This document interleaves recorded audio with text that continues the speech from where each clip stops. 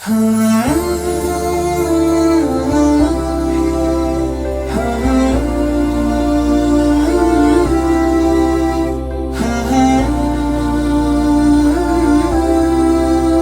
yahdihillahu fala mudhillalah wa may yudlilhu fala hadiyalah. Wassalatu wassalamu ala Rasulillah la nabiyya ba'dah. Allahumma shalli ala sayyidina Muhammad wa ala ali sayyidina Muhammad amma ba'd. Sebelumnya Ustadz, saya mau menyapa dulu bagi teman-teman para peserta ini ya, yang sekarang ikut dalam Safar Ramadan ini, Ustadz. Sebelumnya selamat sore dan selamat siang yang teman-teman yang sekarang berada di wilayah Islamabad, Pakistan. Kemudian selamat sore juga sekarang di wilayah Indonesia ya, Jakarta dan sekitarnya. Sebelumnya saya ingin memperkenalkan diri terlebih dahulu ya. Pada kesempatan kali ini, perkenalkan, nama saya Ibnu Fikri Ghazali yang saat ini akan memandu acara kita yaitu di Safar Syawal ini dari awal sampai akhir nanti, di akhir sesi nanti. Dan patut kita ketahui teman-teman, di akhir sesi nanti kita akan mengadakan Q&A.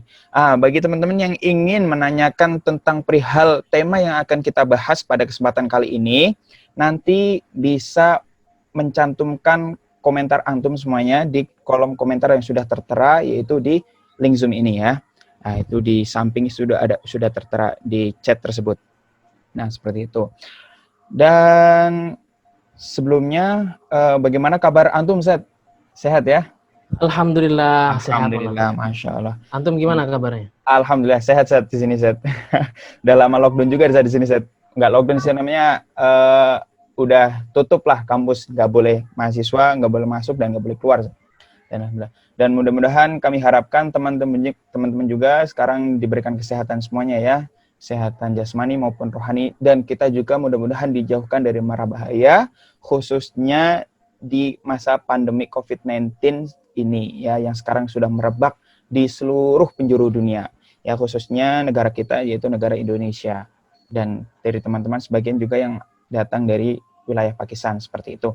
Alhamdulillah pada kesempatan kali ini kita kedatangan tamu agung, tamu besar ya di Safar Syawal ini. Ya, besar banget, Ustaz. Aduh, saking besarnya saya nggak bisa ngukur, Ustaz, besarnya itu seberapa gitu. Asmaul Husna, Ustaz. Asmaul Husna.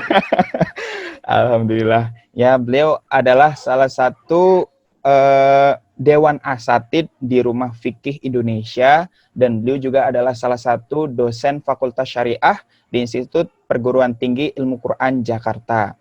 Dan riwayat beliau dalam beliau pernah mengemban belajar di Pondok Pesantren Modern Darussalam Gontor. Beliau salah satu alumni di tahun 2005. Bukan begitu, Ustaz? Ya. Alhamdulillah. Dan beliau melanjutkan jenjang S1-nya di International Islamic University, yaitu di jurusan Syariah dan Hukum. Dan beliau menamatkannya pada tahun 2012. Kemudian beliau juga melanjutkan jenjang S2-nya di universitas yang sama, yaitu di International Islamic University, di jurusan yang sama pula, yaitu pada tahun 2016. Kalau melihat track record antum ini, dulu pernah menjadi ketua Tanfidiyah ya, Ustaz ya, di PCNU Pakistan ya, Ustaz, kalau nggak salah, Ustaz. Alhamdulillah. Dan sekarang sudah berkiprah di Indonesia, salah satunya itu di rumah fikih tersebut. Kemudian teman-teman, acara kali ini yaitu pembahasannya itu tentang butuh ilmu nikah sebelum dibilang syah. Ini apa namanya? Kalau saya melihat sendiri ini milenial sekali, Zat, kalau saya lihat temanya ini. Jadi itu sebenarnya kan kalau seringkasnya itu kalau dalam fikihnya itu babun nikah gitu ya, Zat. Tapi ini dibuat seperti milenial sekali. Ini untuk menarik peserta agar bisa ikut. Kira-kira apa ini judulnya? Ternyata seperti ini. Butuh ilmu nikah sebelum dibilang sah. Patut kita ketahui ya teman-teman, bahwasanya kita sekarang sudah pernah dan banyak pernah melihat dan mendengar ya, banyak juga acara di luar sana, yaitu ada namanya acara talkshow maupun diskusi tentang pranikah. Dan kali ini ya, pada kesempatan kali ini kita akan mendengar langsung dari pembicara kita, yaitu Ustadz Firman Arifandi ya, LLM yang pada sore hari ini tentang nikah, babun nikah. Nah, seperti itu. Mungkin untuk lebih jelasnya dan lebih tepatnya, kami persilahkan waktu dan tempat kepada beliau untuk menyampaikan pemaparan materinya. Terima kasih. Monggo, Set. Baik, kawan-kawanku semuanya, kemudian Ustadz Ibnu Fikri. Bismillahirrahmanirrahim. Assalamualaikum warahmatullahi wabarakatuh. Waalaikumsalam warahmatullahi wabarakatuh. Alhamdulillahirabbil alamin. Waalaikumsalam warahmatullahi wabarakatuh. Alhamdulillahirabbil alamin. Alhamdulillahilladzi akrama man ittaqa bi mahabbatihi wa aw'ada man khalafahu bi ghadabihi wa 'adzabihi. Asyhadu an la ilaha illallah wa asyhadu anna sayyidana Muhammadan abduhu wa rasuluh la nabiyya ba'dah. Rabbi syrah li sadri wa yassir li amri wahlul 'uqdatam min lisani yafqahu qawli. Nawaitu ta'alluma wa ta'lima wal ifadata wal istifadata wal intifa'a wan naf'a wal intifa'a taqarruban ila Allah taala. Baik, kawan-kawanku semuanya, terutama yang bergabung di apa nama komunitasnya ini? El-Hima Community ya. El-Hima Community. Ya, El-Hima Community. Kenapa saya kok membungkus tema ini dengan judul seperti ini gitu ya, butuh ilmu nikah sebelum diteriaki sah gitu kan. Karena begini, pada prinsipnya pernikahan ini mempunyai ruang konsentrasi tersendiri dalam agama kita, terutama dalam ruang lingkup ilmu fikih begitu ya. Dia mempunyai konsentrasi tersendiri, dan ketika tadi host kita Ustadz Ibnu Fikri tadi bilangnya kalau di fikih namanya bab nikah, sebenarnya bukan bab. Sebenarnya gitu, kalau kita buka di kitab-kitab fikih bukan bab, tapi kitabun nikah. Ayuha, tamam. Kalau kitabun nikah itu artinya terdiri dari sekian bab. Kalau bab berarti cuma satu pembahasan. Satu bab, betul. Iya, kalau bab itu cuma satu pembahasan. Tapi karena nikah ini sama halnya dengan zakat, rumitnya ya. Rumitnya itu mirip-mirip seperti zakat, seperti mawaris gitulah ya. Akhirnya dibuat pembahasan tersendiri, yakni kitabun nikah. Buka aja lah kitab-kitab di fikih-fikih yang turos-turos itu ya, entah itu di Al-Majmu', Syarhul Muhadzab, atau mungkin di Kifayatul Akhyar, atau yang paling mudah saja di apa namanya, di Al-Iqna mungkin ya, Fihil li Alfadi Abi Suja', itu pembahasan penamaannya bukan bab tapi kitabun nikah. Kalau kitabun nikah itu artinya pembahasannya memang kompleks ya, dia terdiri dari beberapa bab begitu. Nah, karena inilah kemudian ya, artinya menikah itu perlu ilmu. Kapan diperlukan ilmunya? Memerlukan ilmu nikah itu sebelum pernikahan. Apa yang dibahas di sana?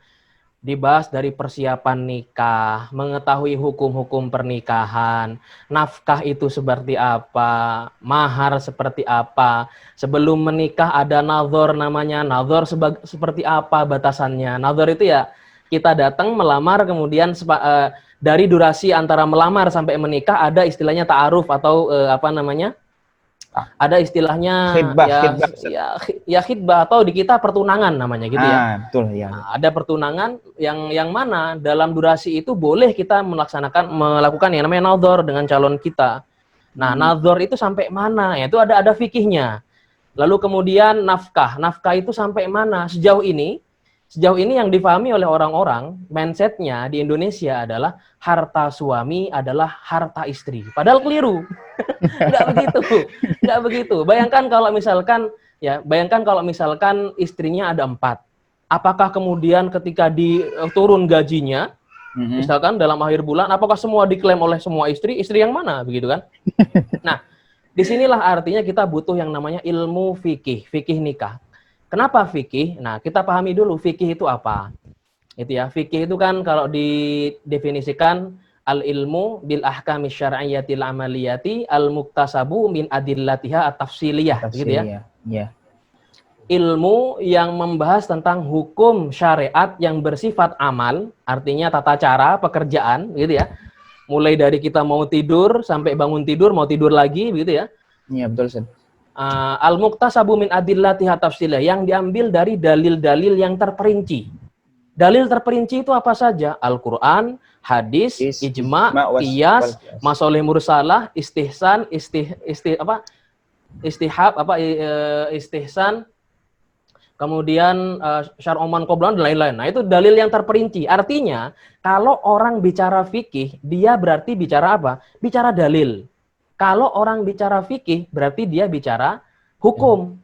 Nah, gitu ya. Bicara hukum, bicara dalil. Dan dalil itu tidak cukup cuma dari hadis saja. Dalil itu tidak cukup dari Quran saja, dari ijma saja. Enggak. Lihat dulu penjelasan-penjelasannya. Bagaimana para ulama merinci dan kemudian membuat kesimpulan hukum dari dalil-dalil yang terperinci tersebut.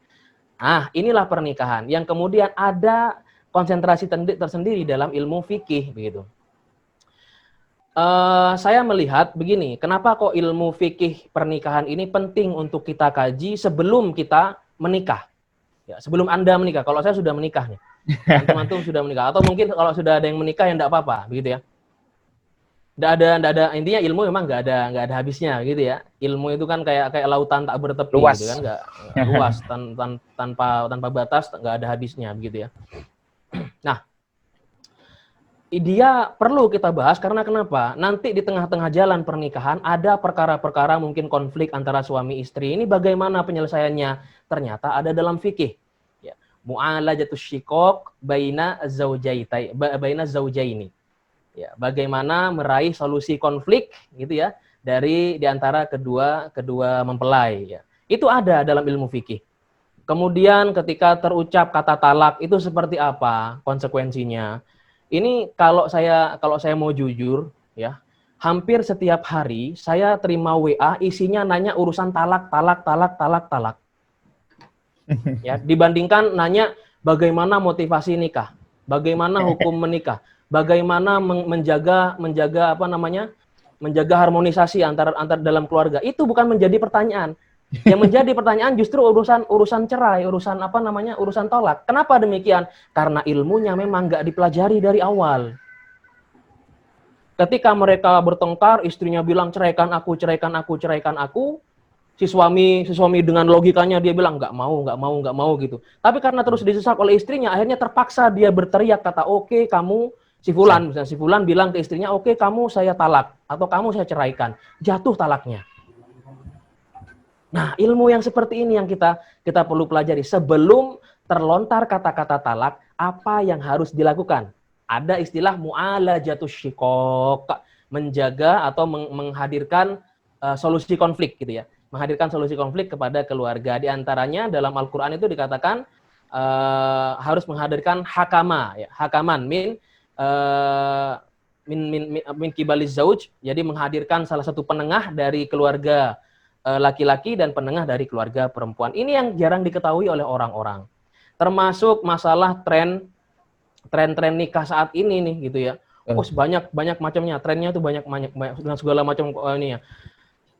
Iya, maka betul, saya katakan ilmu itu perlu. Ya, sebelum motivasi ya, sebelum dimotivasi ilmu itu perlu. Ilmu nikah itu perlu memahami tentang bagaimana memanage keluarga, bagaimana prinsip nafkah sebenarnya. Kita mau bicara nafkah saja, sebenarnya nggak cukup satu SKS itu nggak cukup, Ustaz. 1 jam pertemuan sekarang ini ngomongin nafkah, bab nafkah saja itu nggak cukup. Bab mahar itu lain lagi. Mahar, nafkah lain lagi gitu ya. Setiap ini ada ininya, Ustaz, ya, ada bab-babnya gitu, Ustaz. Ya, itulah kenapa kemudian di kampus itu saya kebagian jadwal diantaranya mengajar tentang hadis ahkam gitu ya. Mungkin antum udah belajar tuh, ada hadis ahkam, ada tafsiratul ahkam kan? Belum nyampe. Kalau ada saya di kampus mengajar hadis ahkam dan kebetulan babnya memang urutan pernikahan gitu ya, tentang pernikahan. Maka saya bikin itu buku gitu. Bukunya adalah serial hadis pernikahan 1 sampai 8. Jadi ada 8 buku yang sudah saya tulis tentang serial hadis ahkam pernikahan. Isinya bukan cuma hadis aja, tapi juga mengulik fikih yang ada di dalamnya. Ternyata, begitu ya, sangat kompleks sekali urusan pernikahan ini. Mulai dari masyru'iyatun nikah, anjuran menikah, dan larangan menjomblo. Itu ada dalam agama. Wah, saya jomblo nih, Seth. Ini gimana, Seth? Antum kalau antum menjomblo, antum harus download buku saya, gratis ini. Gratis. Siap. Ya. Yang kedua tentang tentang persiapan nikah. Bagaimana seharusnya mempersiapkan pernikahan itu gitu ya. Apa yang harus dipersiapkan. secara pribadi atau mungkin ketika orang lain juga untuk kualitas diri dan lain sebagainya. Kemudian ada istilahnya cinta terlarang. Saya menulis di dalam judul-judul saya atau mungkin bisa saya share sekarang ya PDF-nya ya. Ke Mbak Amira aja mungkin bisa di-share. Gimana nih? Saya kirim via WhatsApp aja sebentar. Iya. Nantilah sambil ngomong ya, sambil ngomong saya kirim. Jadi begini, maka kompleksitas dalam ilmu pernikahan ini perlu diketahui jauh-jauh hari sebelum kita kebingungan menghadapi segala hal yang berkaitan dengan tata cara dalam ilmu nikah. Saya mau ngasih contoh begini.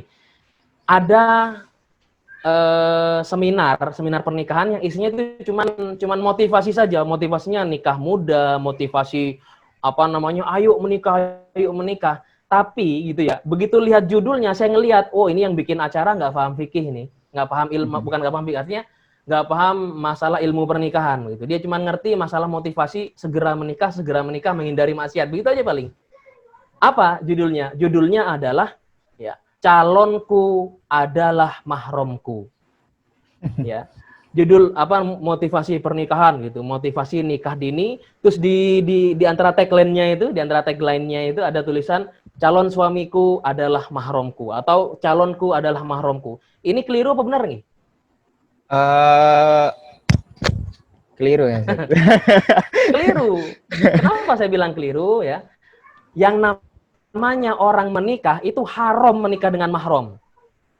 Menikah dengan mahram itu kan haram. Kenapa dikatakan di sana calonku adalah mahramku? Ya nggak boleh dong. Haram itu. Menikahi mahram itu haram.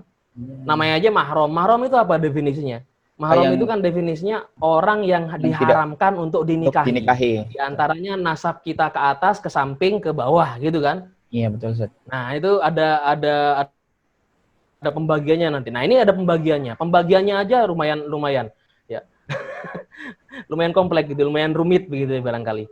Nah, di sini sudah menunjukkan sedikit celah ya. Celahnya apa? Celah butuh ilmu kita itu sebelum kita jadi semangat untuk semangat kita jangan sampai kalah dengan keilmuan kita gitu ya. Jangan sampai didominasi oleh jadi jangan sampai tidak ada ilmunya sama sekali gitu ya. Bahkan nih ada yang bilang loh, berarti kan suami istri itu mahram. Oh enggak, suami istri itu ajnabi. Suami dan istri, saya dengan istri saya itu bukan mahram. Gitu ya. Saya dengan istri saya itu bukan mahram. Kalau saya mau sholat, nih misalkan mau sholat maghrib habis ini mau sholat maghrib, tapi saya sebelumnya sudah bersentuhan dengan istri saya. Halo? Halo Ustaz. Suara saya jelas? Kedengaran. Jelas. Kalau saya mau sholat, terus tahu-tahu saya bersentuhan dengan istri saya, sentuhan kulit nih, dengan tangan, misalkan. Atau saya pulang dari kantor, disambut oleh istri saya, dicium tangan saya, misalkan. Saya mau sholat, itu saya harus wudhu. Karena kenapa? Sentuhan saya dengan istri saya, itu sudah membatalkan wudhu. Karena kenapa? Bukan mahram. Dalam Al-Quran dikatakan, aula mastumun nisa'ah. Ketika kamu, atau ketika engkau menyentuh perempuan, ya, meskipun nanti dalam beberapa mazhab berbeda nih pendapatnya. Tapi kalau dalam mazhab Syafi'i ini membatalkan wudhu gitu ya. Kalau yang lainnya kan dengan catatan gitu ya. Misalkan kalau mazhab Maliki dan Hambali bilangnya sentuhannya suami istri itu adalah sentuhan yang dengan syahwat misalkan, maka baru buat batal wudhunya. Tapi yang jelas di sini ada penekanan bahwasanya para ulama sepakat suami istri itu bukan mahram. Tidak menjadikan mahram antara suami dengan istri. Karena kenapa ya? Buktinya mereka saling halal-halal aja gitu kan. Ya, buktinya mereka saling menghalalkan dengan akad nikah gitu loh. Maka nggak ada istilah mahram. Mahramnya itu justru ke mertuanya yang menjadi mahram mu'abbad, mahram yang abadi. Nah rumit kan? Makanya belajar fikih nikah. Ini barangkali mengapa kok ilmu yang namanya fikih nikah ini saya rasa perlu dipelajari ya. Jadi kalau ditanya mana yang lebih utama, motivasi nikah atau ilmu nikah? Ilmu nikah dulu baru motivasinya. Karena berbarengan dengan ilmu itu akan termotivasi kok kita, gitu ya. Antum coba deh baca fikih-fikih ilmu baca deh kitab-kitab fikih pernikahan gitu ya. Hadis-hadis ahkam terkait pernikahan, antum baca, itu insya Allah antum bakal termotivasi. Jadi dengan ilmu antum akan termotivasi sendirinya. Ya. Antum akan sendirinya akan termotivasi. Ya barangkali itu, Ustaz. Selanjutnya mungkin ada pertanyaan dari antum. Oh, ini Zat, ini kan biar ini ya, kelihatan sharing seperti itu Zat ya. Namanya biar nggak antum menyampaikan materi, kita juga ingin bertanya-tanya Zat tentang namanya penjelasan tentang nikah nih Zat. Sebelum mungkin dari teman-teman yang ingin menanyakan sendiri ya, nanti teman-teman yang ingin menanyakan bisa menanyakannya di kolom komentar ya, seperti itu. Gini Zat.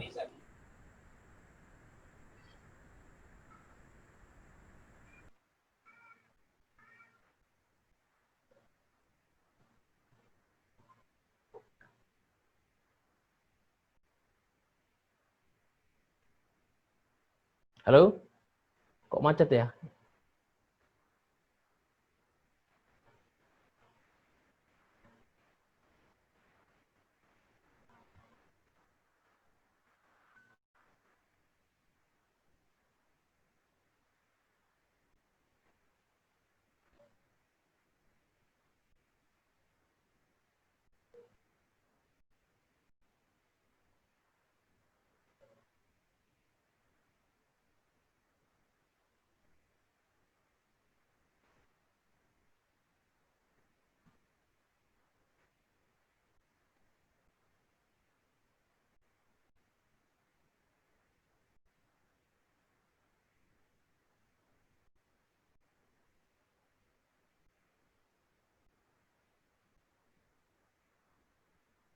Halo?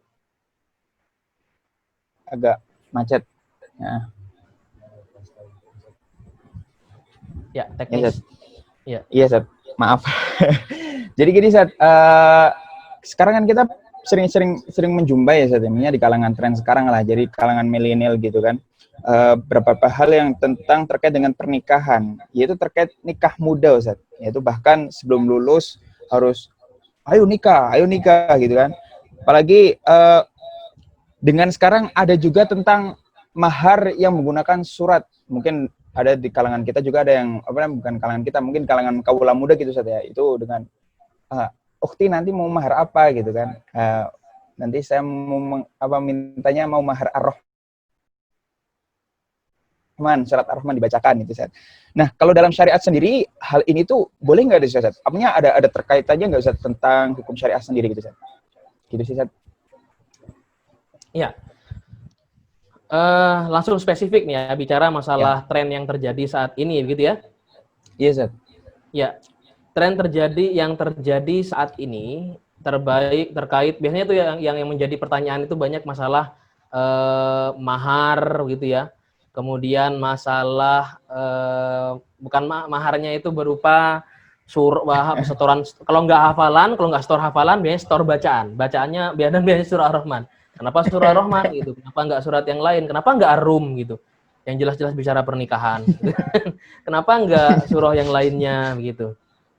Nah, begini, kita sama-sama meyakini lah bahwasanya keimanan kita itu kalau masih belum menikah, ya mau setebal apapun iman kita, mau amar ma'ruf nahi mungkar sekuat apapun, tapi kalau belum menikah itu oleh Rasulullah dianggap imannya masih separuh gitu.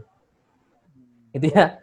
Imannya masih separuh. Maka separuh lagi itu bagaimana? Dengan menikah gitu. Dalam hadis riwayat Tabrani dikatakan man tazawwaja faqad istakmala nisfal iman. Falyattaqillah fi nisfil baqi. Siapa yang menikah gitu ya, maka dia telah menyempurnakan sebagian daripada iman dan hendaklah ia bertakwa kepada Allah untuk melengkapi separuh yang lainnya. Yang artinya begini, ya para ulama itu kalau kita buka dalam penjelasan hadis ini di antaranya ya kalau kita buka dalam ya syarah Tabrani ya, itu dikatakan bahwasanya kalau orang yang bertakwa dengan takwa yang sangat tebal sekalipun tapi belum menikah, imannya masih dianggap separuh Ustaz gitu. Maka menikahlah gitu ya gitu kira-kira. Cuman kadang-kadang menikah ini dibarengi dengan semangat yang menggebu-gebu tanpa dibarengi ilmu. Saya enggak bilang orang yang pengen nikah muda itu enggak berilmu, ya enggak. Banyak yang mengerti ilmunya, maka kemudian ketika sudah menikah dia tahu hukum-hukumnya, bahwasanya menikah itu sendiri konsekuensinya begitu ya. Itu tidak sekedar sunnah saja menikah itu. Gitu ya. Menikah itu bisa macam-macam konsekuensi hukumnya ya. Jadi menikah itu bisa dia itu menjadi wajib hukumnya. Jadi nggak cuma sunnah nih, ya, nggak cuma sunnah. Menikah itu hukumnya bisa menjadi wajib dalam Islam. Ya, kalau misalkan dia adalah orang yang tidak bisa apa istilahnya? Dia adalah orang yang tidak bisa menjaga lagi syahwatnya kecuali dengan menikah. Yang intinya kalau dia tidak menikah segera, maka dia akan terjerumus ke kubangan dosa zina, barangkali seperti itu. Maka menikah dalam hal ini hukumnya menjadi wajib. Mau itu nikah yang pertama, mau itu nikah yang jenisnya poligami, ya sama saja. Kemudian nikah itu sekedar sunnah saja bagi seorang, sekedar apa namanya, ya sunnah gitu ya. Dalam hal ini adalah orang yang sudah mampu untuk melaksanakan pernikahan secara biologis, secara finansial, persiapannya sudah matang, maka ya sementara dia juga belum terlalu menggebu-gebu untuk menikah, maka menikah hukumnya sunnah saja bagi dia. Tadi ada yang wajib, ada yang sunnah. Ada hukum menikah itu makruh loh Ustaz. Padahal ini mengerjakan sesuatu yang sunnah gitu ya. Sunnatul mursalin. Sunnatul mursalin. Tapi bisa menjadi makruh hukumnya. Gimana? Kalau ternyata bisa ya menyebabkan apa? Menyebabkan perkara-perkara yang tidak sesuai dengan koridor syariat. Misalkan ini masih indikasi, ada indikasi bahwasanya dia akan menghadirkan maudorot gitu ya. Kalau ada indikasi seperti itu, maka dia makruh hukumnya menikah. Contohnya apa? Orang pengangguran, sudah pengangguran, nggak punya tabungan, ngebet pengen nikah sama orang. Masih mending kalau punya tabungan. Kalau masih punya tabungan masih mending. Tapi ini nggak punya tabungan sama sekali, modalnya modal nekat, modalnya modal yakin gitu. Padahal ayat dalam Al-Qur'an itu mengatakan apa namanya? Waman kana yang menikah itu loh, yang intinya kalau dia itu fakir maka Allah akan mencukupinya, itu ya. Itu bukan berarti menikah bukan tanpa persiapan finansial, tetap butuh gitu. Kalau mau melihat Rasulullah sendiri, itu maharnya luar biasa kepada istri-istrinya kan, gitu ya. Sebagai contoh saja, Sayyidah Aisyah itu ditanya oleh para sahabat, berapa kam kana miqdaru mahari Rasulullah, ya. Sodaku Rasulullah sallallahu alaihi wasallam, sodaku Rasulullah gitu. Maka Sayyidah Aisyah berkata ya 500 dirham kepada para istrinya. 500 dirham. 500 dirham itu ya kalau mau kita konversi ke zaman sekarang Ustaz ya. Maharnya Rasulullah kepada para istrinya 500 dirham itu adalah setara dengan gimana ya? Jadi dulu itu ada kisah di mana Rasulullah menyuruh sahabat untuk membeli seekor kambing. Dan seekor kambing itu di Madinah di era itu adalah 1 dinar. 1 ekor kambing 1 dinar. Dan 1 dinar itu 1 dinar itu setara dengan 10 dirham. Ya, setara dengan 10 dirham. Berapa rupiah itu, Ustaz? Berarti kalau 500 dirham setara dengan 50 dinar. Kalau 50 dinar berarti kan bisa beli 50 kambing, gitu ya. Ya, nah, kalau kita konversi ke zaman sekarang, ya kalau mau beli 50 kambing harga normal lah yang di Jakarta misalkan, yang apa dagingnya daging normal itu ya, nggak terlalu gemuk, nggak terlalu kurus juga, itu kan minimal 3 juta. Kalikan aja 50 kambing kali 3 juta, berapa itu? 150 juta. 150 juta. Itu banyak maharnya saja Rasulullah kepada para istrinya. Ya, kalau konversi apa namanya konversi ke zaman sekarang ya, ini apa konversinya ini Ustaz Pajero Ustaz. Apa bukan Pajero Ustaz. Ya, masih Avanza Veloz. Avanza Ustaz. Avanza Veloz. Minimal lah itu. Ya, minimal Avanza Veloz. Jadi kalau tapi ada itu, orang ngasih ya, itu mahar Rasulullah gitu ya. Ya. Jadi begini. Kenapa kemudian para ulama mengambil kesimpulan ya, mengambil apa sih istilahnya pemahaman dari sejumlah hadis terkait mahar begitu ya. Mahar itu apa? Mahar itu malun muqaddamun, adalah harta yang diserahkan kepada para wanita calon istri, dan itu menjadi haknya calon istri, dan dia harus berupa harta, pertama ya, harus berupa harta yang mempunyai qimah, yang mempunyai nilai jual, yang mempunyai nilai. Ya, mempunyai nilai jual, maka itu baru sah menjadi mahar kata para ulama. Lalu bagaimana dengan mahar berupa hafalan Quran? Nah, mahar berupa hafalan Quran ini memang hadisnya sahih. Ya, Mahar berupa hafalan Quran, memang hadisnya sahih. Cuman kadang-kadang kita yang tidak sahih memahami hadisnya. Ngerti nggak? Hadisnya sahih Kadang-kadang kita nih. yang iya betul. Hadisnya sahih, cuman kita yang nggak sahih memahami hadisnya gitu. Jadi bagaimana biar hadis yang sahih ini juga difahami dengan sahih? Caranya adalah kembali ke penjelasan para ulama. Hadisnya ada, ya hadisnya itu muttafaq alaih, Bukhari Muslim.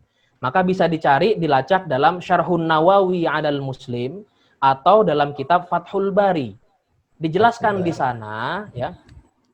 Dijelaskan di sana bahwasanya yang namanya mahar itu memang ada sahabat yang memberikan mahar berupa hafalan Quran. Kan ceritanya ada seorang wanita datang ke Rasulullah, ya Rasulullah, inni la ahabu nafsi ilaik, gitu ya. Ya Rasulullah, aku hibahkan diriku kepada dirimu kalau engkau mau. Ternyata Rasulullah kurang berkenan.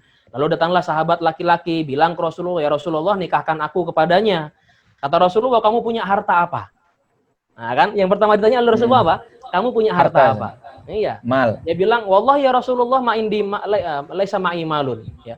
Ya Rasulullah, saya nggak punya harta apapun. Maka Rasulullah hanya bilang, ya sudah, kalau gitu pulang ke rumah keluargamu, ya kan? Pulang ke rumah keluargamu dan cobalah untuk mencari harta walau khotaman min hadid. Cobalah cari harta meskipun hanya berupa cincin dari besi, kata Rasulullah. Pulanglah dia lalu balik ke Rasulullah dan bilang, "Ya Rasulullah, lam ajid walau khotaman min hadid." Saya nggak menemukan meskipun itu cuma cincin dari besi. Lalu kata Rasulullah, ya bagaimana dengan bajumu ini? Lalu kata laki-laki tadi, ya Rasulullah, ini baju satu-satunya yang saya pakai hanya untuk sholat dan nggak ada ganti yang lainnya. Lalu Rasulullah terdiam, dia juga terdiam, lalu Rasulullah berdiri dan menanyakan, apa yang kamu hafalkan dari Al-Quran? Lalu sahabat tadi, ya konteksnya sahabat tadi tidak bilang, tidak store hafalan depan Rasulullah, dia cuma bilang, saya hafal surah kada, ya. Ayatnya, kan zaman dahulu belum ada pembukuan Al-Quran kan. Jadi dia cuma mengatakan, ya kalau tabarok bilang, saya hafal tabarok dengan 3 ayatnya, saya hafal apa dengan beberapa ayatnya, misalkan begitu.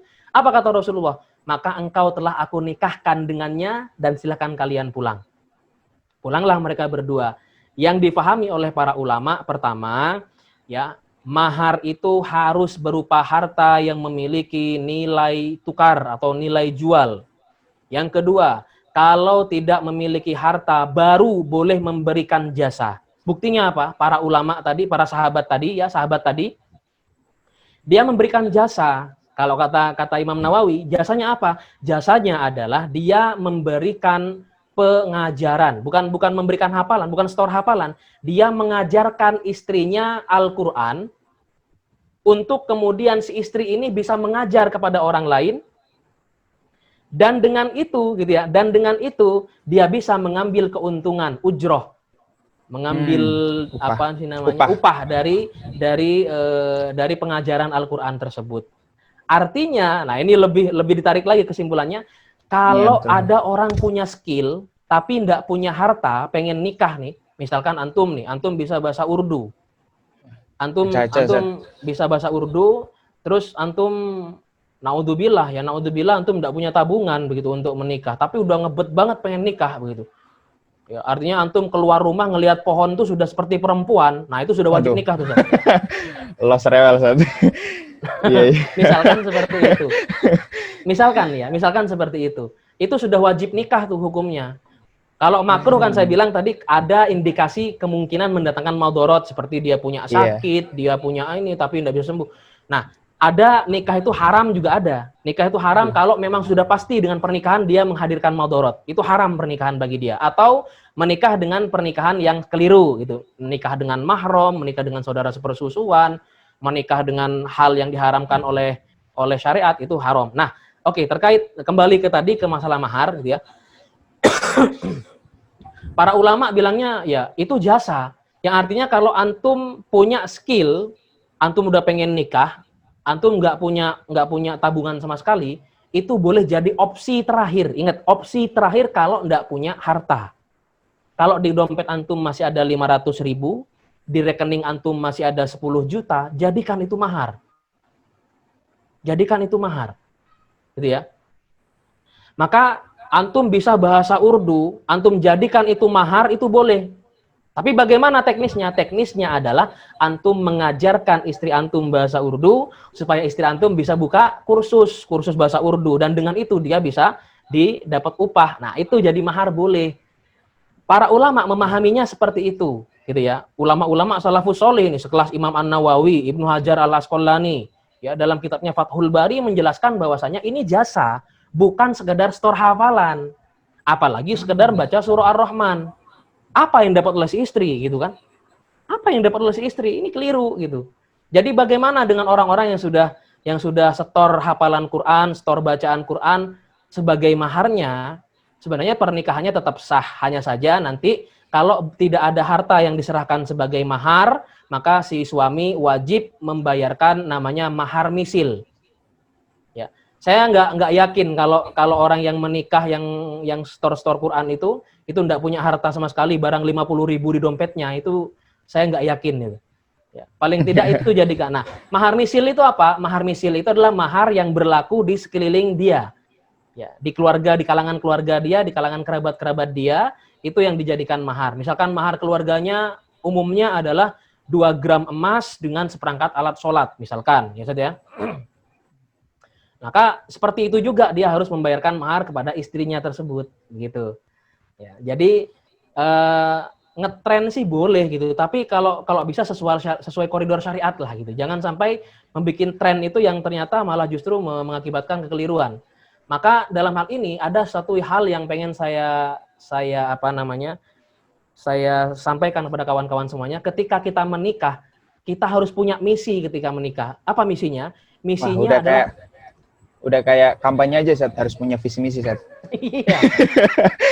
Nggak cuma kampanye aja yang harus bermisi. Menikah pun ketika akad itu harus ada misinya. Apa misinya? Misinya adalah mengedukasi masyarakat bagaimana pernikahan yang benar.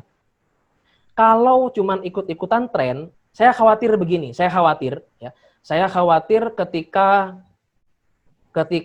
setoran Quran ini menjadi tren, nantinya hampir semua wanita akan menjadikan setoran bacaan Quran ini sebagai syarat untuk menikah gitu, sebagai mahar untuk menikah. Walhasil, kalau ada laki-laki yang belum bisa baca Quran dan dia sudah masuk masyru' untuk menikah, disyariatkan untuk menikah baginya, khawatir tertunda lagi, khawatir malah akan justru muncul maksiat baru dari laki-laki yang sudah waktunya nikah karena terjungkal, karena terhadang oleh satu persyaratan apa? Harus setor surah Ar-Rahman, harus setor juz sekian. Padahal itu bukan kewajiban. Wajibnya itu ya, mahar itu wajibnya adalah setor harta. Untuk apa? Memuliakan wanita. Karena di zaman jahiliyah, orang dinikahi dengan dianggap warisan. Begini, Ustaz. Dalam Al-Qur'an itu ya diceritakan bahwasanya orang-orang yang sudah meninggal kemudian meninggalkan istrinya itu seolah-olah menjadi warisan untuk anak-anaknya. Ibunya itu jadi warisan dia. Kalau dia mau dia nikahi, kalau enggak diobral untuk orang lain. Itu orang-orang jahiliyah. Sehingga orang mau menikah itu tanpa mahar, langsung ambil begitu saja. Nah, Islam datang menghargai wanita, menghadirkan kemuliaan untuk wanita dengan mahar ini. Dan mahar itu adalah haknya para wanita, bukan haknya orang tuanya, bukan haknya wali yang menentukan, maka si wanita ini. Maka Rasulullah memberikan patokan apa? Sebaik-baik wanita yang bertakwa adalah siapa? Mereka yang memudahkan urusan meminang, lamaran, gitu ya. Memudahkan urusan lamaran dan memudahkan urusan mahar. Ingat, memudahkan itu bukan berarti murah. Bukan berarti harganya harga yang murah banget, bukan itu. Mudah dan murah itu adalah tergantung dilihat dari kondisi si laki-laki. Jadi si wanita ini ya, kenapa Rasulullah kok memberikan mahar berupa 500 dirham rata-rata kepada para istrinya. 150 juta gitu ya. Karena itu mudah bagi Rasulullah dan murah bagi Rasulullah. Artinya kalau Ustadz Ibnu Fikri Al-Ghazali, nama antum Ibnu Fikri Al-Ghazali kan? Ya, Ustadz. Nah, kalau antum ya, Ustadz Ibnu Fikri ini, kalau Ustadz Ibnu Fikri ini misalkan penghasilannya dalam setiap bulannya karena baru bekerja gitu, baru lulus dari Pakistan kemudian baru bekerja, penghasilannya 8 juta per bulan gitu misalkan. Aminin aja lah. Amin, Ustaz, amin, Ustaz. Ya Allah, amin. Misalkan 8 juta per bulan. Nah, artinya si wanita yang antum lamar ketika melihat antum, oh penghasilannya 8 juta per bulan, minta 5 juta maharnya, itu mudah nggak buat antum? Mudah lah, Ustaz. Itu Mudah. Sesuai. Mudah itu artinya dilihat dari standar si laki-laki. Nah, ini maksud dari Rasulullah. Ini memahami hadis. Memahami hadis bukan dengan membaca teks hadis, tapi melalui apa? Melalui syarah kitab-kitab hadis dan melalui kitab-kitab fikih. Jadi kalau orang bicara fikih, sudah pasti dia bicara konteks Al-Quran, konteks hadis, konteks dalil-dalil syar'i yang detail, gitu ya. Ini terkait masalah mahar yang tadi antum bilang tadi, gitu ya. Mahar. Kemudian apalagi yang lagi ngetren zaman sekarang itu? Apa ya, Ustaz? Ya banyak sih sebenarnya, tapi saya lupa, Ustaz. Nikah tanpa wali misalkan. Ini kejadian yang memang nyata saya hadapi sendiri. Jadi saya itu mohon maaf. Saya ngisi kajian di salah satu kampus ya di Jakarta Timur. Perlu sebut nama kampusnya nggak? Nggak usah, Ustaz. Nggak usah. ada kajian anak, jadi ada kajian anak-anak muda lah yang saya isi itu di kampus, salah satu kampus di Jakarta Timur ya, Cempaka Putih. Cempaka Putih ini. Jakarta Timur apa Jakarta Utara itu? Jakarta Timur.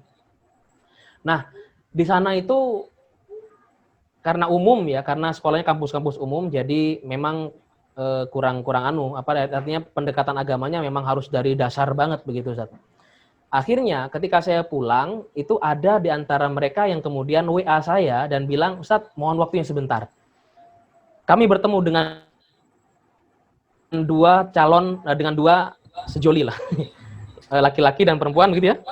Iya, Ustaz. Dia bilang begini, Ustaz, orang tua kami ini nggak ngerti syariat, katanya gitu. Kenapa kok nggak? Saya bilang, kenapa kok nggak ngerti syariat? Kami pengen menikah, Ustaz, tapi dibilangnya kami harus lulus dulu. Sementara kami ini kalau nggak menikah, khawatir terjerumus ke perzinahan. Dia bilang gitu. Saya lihat-lihat, kok nggak ada kondisi-kondisi mau berzina sih orang-orang gitu kan. Ini alasan aja ini. Akhirnya saya bilang begini, yang nggak paham syariat itu orang tua antum atau antum berdua. Saya gituin. Jangan gampangan mengatakan orang tua itu nggak ngerti kondisi kita, orang tua nggak ngerti syariat, orang tua nggak paham masalah maslahat kita ke depan. Salah. Justru karena orang tua itu lebih paham tentang kehidupan, mereka memberikan kita nasihat apa? Nak, kamu kuliah dulu, selesai kuliah kamu silakan nikahi dia. Selesai masalah, sebenarnya seperti itu. Nggak akan ada konflik. Terus bagaimana cara dia menghindarkan supaya nggak berzina? Jangan ketemuan dulu lah gitu. Selesai masalah gitu aja. Tahan dulu, blokir dulu nomornya gitu. Blokir dulu nomornya. Atau kalau memang mau di-blocking, caranya adalah dengan khidbah. Nah, khidbah itu bukan pacaran gitu ya. Khidbah itu nggak sama dengan pacaran. Itu nge-blocking istilahnya. Nanti kita bahas nih. Nah, ini kemudian dia berkata begini, Ustaz, bagaimana kalau antum, katanya, Ustaz, kalau antum menjadi wali nikah untuk perempuan, sehingga antum mengakadkan kami segera saat ini. Enak aja saya bilang. Ya, nggak bisa. Wali itu, saya bilang, saya tanya ke si perempuan saya tanya, kamu masih punya bapak kandung? Masih, Ustaz, bapak kandung masih ada. Oke. Kalau masih punya bapak kandung, artinya saya tidak boleh orang lain itu menjadi wali nikahnya.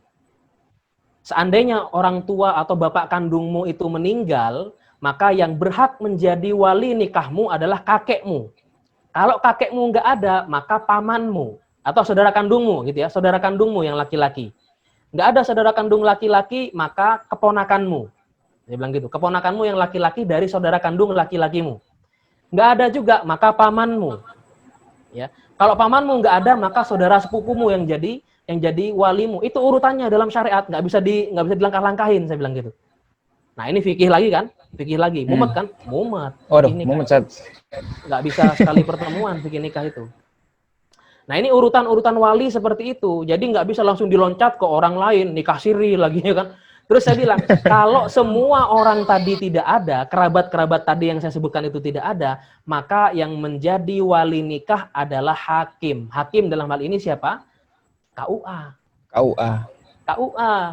Ya, nggak boleh ustadz, nggak boleh tokoh masyarakat, pemuka agama, nggak boleh. Siapa dia? Kalau dia bukan orang KUA, dia bukan kerabatnya, nggak boleh jadi wali.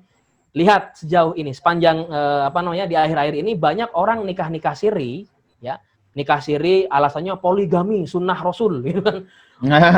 Tapi kadang-kadang nikahnya itu nggak pakai KUA, karena kenapa? Dia tahu ribet kalau via KUA. Kalau via KUA nanti disuruh istri yang pertama suruh bikin surat pernyataan dan tanda tangan bermaterai gitu ya. Tanda tangan bermaterai menyatakan saya setuju untuk menjadi madunya begitu.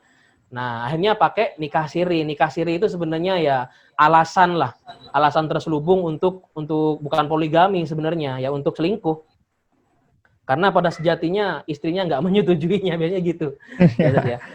Nah, itu dia. Jadi intinya begini, kadang yang ngetren itu nggak sesuai dengan syariat. Jangan ikut-ikutan yang ngetren, gitu ya. Tapi ikutilah koridor-koridor syariat. Kemudian selanjutnya, bagaimana kalau nikah tanpa wali, misalkan? Oke, para ulama sepakat bahwasanya nikah itu harus dengan wali, kecuali satu, mazhab Hanafi yang di Pakistan tuh, gitu ya. Mazhab Hanafi memang punya pendapat menikah boleh bagi wanita itu tanpa wali, tapi ingat. Siapa wanita itu? Wanitanya adalah wanita-wanita Roshidah, ya, yang sudah masuk usia Sinur Rushdi. Sinur Rushdi itu apa bahasa Indonesianya? Lansia, Ustaz. Apa?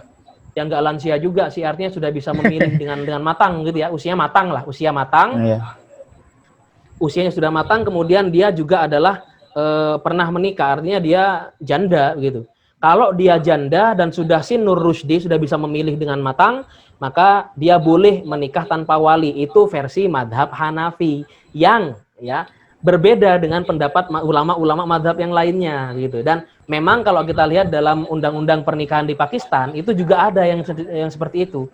Menikah tanpa wali itu undang-undangnya ada, tapi dengan persyaratan yang cukup rumit gitu ya. Undang-undangnya ada dalam Muslim Marriage Act tahun berapa gitu. Saya udah bikin artikelnya itu pernah. Masalah perwalian itu. Ya. Jadi berhati-hati. Ya. Jadi mesti berhati-hati kita Ustaz. Kadang-kadang ada yang ngetren tapi ternyata ya dalam koridor syariat ini bertentangan begitu. Saya enggak bicara pandangan saya ya, ini pandangan syariat karena memang dalam ilmu fikih masalah pernikahan sangat detail berbicara masalah pernikahan sehingga pernikahan itu bukan menjadi bab tapi menjadi kitab. Kitabun nikah. Yang artinya kalau ada kitab nikah berarti ada abwab dalam kitab nikah itu. Begitu. Oh iya Ustaz, ini kan juga banyak juga nih Ustaz. Pokoknya nggak cuma tentang nikah tanpa wali, tapi kemarin juga kita pernah mendengar juga Ustaz ya, mungkin di media sosial itu nikah melalui online. Mungkin kalau semua kasih misal saya mau nikah dengan mahasiswi sini mungkin Ustaz ya. Itu permisalan aja Ustaz ya. Dan ketika itu saya nggak bisa menghadirkan wali ke sini ya karena biaya ongkos itu yang mahal gitu Ustaz. Wah, mahal jadi yang nikah. Tapi saya menghadirkan wali itu melalui online Ustaz. Itu kira-kira bagaimana Ustaz ya? Dia. Ada cara yang mudah Ustaz. Kalau antum tidak bisa menghadirkan wali antum kemari, maka ada perwalian itu yang istilahnya ditafwid. Mentafwid wali itu adalah contohnya dengan memberikan hak kewalian dari orang tua, bukan orang tua antum, orang tua si wanita ya. Dari orang tua si wanita kepada orang-orang yang berhak dari pihak pemerintah, misalkan ya orang KBRI siapa? Ya orang Sosbud misalkan. Orang Sosbud ditelepon oleh orang tua antum, diakatkan, saya serahkan hak perwalian saya, anak saya kepada Anda dalam urusan akad nikah. Gitu ya. Ya, itu namanya wali tafwid, tafwidun nikah itu boleh seperti itu. Tidak perlu akadnya online begini karena ya sejatinya para ulama ya jumhurul ulama mengatakan bahwasanya nikah itu harus akad nikah itu harus dalam satu majelis. Ya. Akad nikah harus dalam satu majelis kecuali illa al-malikiyah, illa annal malikiyah. Al-malikiyah mengatakan boleh ya ikhtiar tidak dalam satu majelis tapi jawabannya harus segera. Misalkan dia dengan via surat, maka orang yang mengantarkan surat itu harus segera mengirimkan jawabannya kembali. Kalau sekarang kan gampang online-onlinean begini ya. Itu versi Maliki. Tapi ingat, jumhur lebih mengatakan ya lebih berpendapat bahwasanya akad dalam pernikahan tidak sama dengan akad dalam jual beli. Nah, dalam hal ini Malikiyah ya, mazhab Maliki kan lebih mengkiaskan kepada akad dalam jual beli gitu ya.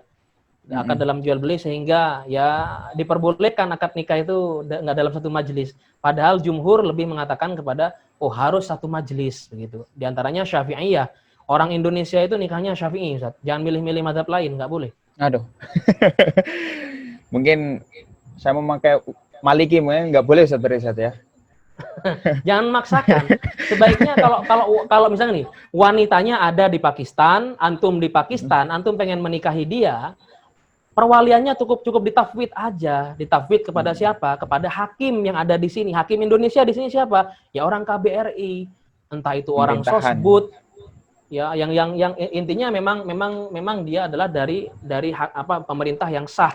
Ya Bang Muladi itu kan bisa itu mengakarkan nikah itu. Bisa ditafwid ke beliau. Tapi ya itu Ustaz, belum waktunya kayaknya Ustaz. Belum waktunya atau belum Ustaz, ada? Ya dua-duanya mungkin Ustaz. Jadi kan antum kan juga nerangkan itu juga tentang mungkin bisa dikatakan marotibun nikah Ustaz ya. Itu nikah bisa dikatakan wajib, kemudian kita dikatakan sunnah, kemudian nikah dikatakan makruh, haram, kemudian antum juga tadi mengatakan mahar Ustaz. Saya mau nanya nih Ustaz tentang mahar Ustaz. Ini sebelum teman-teman nanya juga ya, ini saya sambil mengumpulkan pertanyaan juga ya ke teman-teman juga. Ini baru satu Ustaz yang nanya. Ukhtuna Muji, tapi nanti insya Allah di akhir sesi saya akan melontarkan pertanyaan ini ke antum Ustaz. Tadi mengenai tentang mahar Ustaz, itu al-mahru. Jadi itu mahar sendiri, tadi kan lebih baik kan itu menggunakan mal Ustaz. Di mal sendiri itu kan apa ada takdir sendiri, maksudnya apa ya batasannya sendiri Ustaz mengenai tentang mahar gitu Ustaz? Ya. Harus batasan, semua di Indonesia harus 500.000 gitu kan. Atau perangkat alat sholat saja atau bagaimana Ustaz? Gitu Ustaz. Ya, kalau masalah mahar, untung saya ada kitabnya di sini, antum nanya ini. Wah. Ya, kalau masalah mahar ini ya, sebenarnya kalau kita lihat para ulama sih terkait maksimalnya berapa, mereka tidak memberikan batasannya. Hanya saja beberapa ulama terkait minimalnya berapa, minimalnya mazhab Syafi'i mengatakan la hadda fihi, tidak ada batasan minimalnya gitu ya. Karena dulu ada sahabat yang menikah maharnya itu sandal. Waduh. Ya di zaman itu sandal berharga begitu kan. Kalau sekarang siapa mau beli sandal second gitu kan? Siapa mau beli sandal second? Tidak ada. Ya. Maka nggak ada had minimal gitu. Tapi kalau Maliki mengatakan ya 10 dirham begitu. Itu aja sih, ya dikonversi aja 10 dirham gitu. 10 dirham itu satu kambing. Mahal juga Ustaz ya. Oh iya Ustaz, ini Ustaz, saya mau nanya juga nih Ustaz, tentang di tahun-tahun ini Ustaznya di era-era sekarang itu kan ada istilah umum yang masyhur sebelum nikah, yakni khitbah dan ta'aruf Ustaz. Ya. Apa kalau secara esensi kok mirip-mirip aja sama pacaran ya? Maksudnya ya gimana ya? Mentang-mentang kita udah khitbah gitu, tapi bukan khitbah, namanya ta'aruf gitu Ustaz. Ya. Tapi seolah-olah itu seolah-olah kita tuh melegalkan hubungan ini gitu Ustaz. Ya, itu mungkin kalau di Pakistan nggak ada ya, tapi di Indonesia ada. Orang kalau sudah khitbah, udah lamaran, terus dikatakan statusnya kan bertunangan, statusnya dari khitbah menuju pernikahan kan antara durasi ini namanya tunangan gitu ya. Orang tunangan kalau di Indonesia itu bisa sampai 3 tahun loh, Ustaz. Aduh. Akhirnya ngapain aja? Ya akhirnya ya berduaan gitu kan, naik motor berduaan. Padahal itu belum boleh dalam syariat. Ya kalau konteksnya seperti itu ya sama aja kayak pacaran begitu. Padahal dalam syariat ada aturannya gitu ya. Dalam syariat itu ada aturannya. Orang ketika sudah mengkhitbah seorang laki-laki ketika sudah mengkhitbah wanita, ya, maka ketika khitbahnya diterima, sebaiknya ini kalau kata Imam Nawawi ya, Imam Nawawi padahal belum menikah sudah wafat duluan. Tapi beliau paham gitu bahwasanya begini, orang kalau sudah mengkhitbah seorang wanita, itu si wanita akan secara perasaan akan menempelkan harapan kepada si laki-laki ini. Maka jangan membuat penantian terlalu lama ketika Anda mengkhitbah seorang wanita. Penantian untuk ke masa pernikahan ya. Penantian ke masa pernikahan. Khawatirnya apa? Khawatirnya di tengah jalan si wanita menemukan laki-laki lain yang lebih soleh, lebih matang, lebih mapan secara finansial. Oh, kenapa enggak kan gitu kan? Jadi bagaimana? Komplit, Ustaz. Kalau ya, jadi kalau dalam hal ini ya, dalam hal ini tentunya karena khidbah itu tidak memiliki ikatan konsekuensi dan ikatan komitmen apapun ya. Hanya saja sekedar saya pengen menikahi kamu kapan? Tahun depan. Saya pengen menikahi kamu kapan? 3 bulan lagi, gitu kan? Itu namanya khidbah. Sepanjang masa khidbah itu ada istilahnya ta'aruf dengan nazar, melihat. Kalau sebelum khidbah kita melihatnya kan, nah ini dalam surah Ar-Rum itu kenapa kok dikatakan mawaddah baru rahmah? Ada hikmahnya di situ, Ustaz. Ya.